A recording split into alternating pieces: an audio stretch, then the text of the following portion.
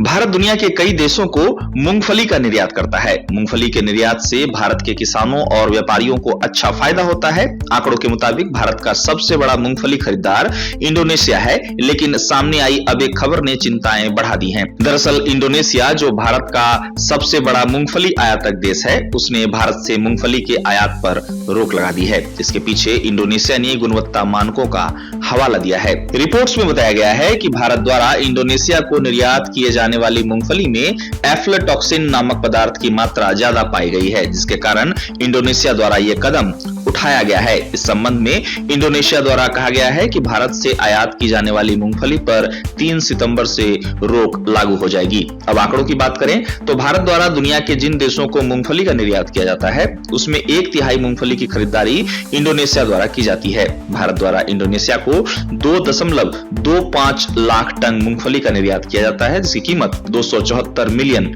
है। अब इंडोनेशिया द्वारा गुणवत्ता मानकों का हवाला देकर मूंगफली के आयात पर रोक लगाए जाने की घोषणा ने भारतीय किसानों के साथ ही भारतीय निर्यातकों को भी परेशान कर दिया है। निर्यातकों को भारी नुकसान की आशंका सता रही है।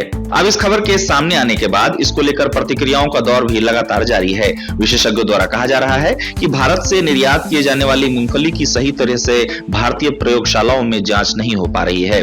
कई विशेषज्ञों ने यह तक कहा कि कई प्रयोगशालाएं तो छोटे-छोटे कमरों में संचालित हो रही हैं, जो गुणवत्ता को सही तरह से जांच नहीं पा रही हैं, और फिर बाद में इसके निर्यात में समस्या आ जाती है। बता दें कि इंडोनेशिया ने भारतीय मूंगफली में जिस एफ्लाटॉक्सिन नामक पदार्थ की अधिक मात्रा होने का हवाला देकर आयात पर रोक लगाने का ऐलान किया है। इसी पदार्थ के कारण यूरोपीय यूनियन ने भी भारतीय मूंगफली के आयात पर रोक लगा दी थी। ऐसे में विशेषज्ञों का कहना है कि मूंगफली की गुणवत्ता जांच सही तरीके से होनी जरूरी है और किसानों को खेती के दौरान एफ्लाटॉक्सिन नामक पदार्थ की जानकारी भी देना जरूरी है, ताकि इस तरह की समस्याएं भविष्य में न आ सकें।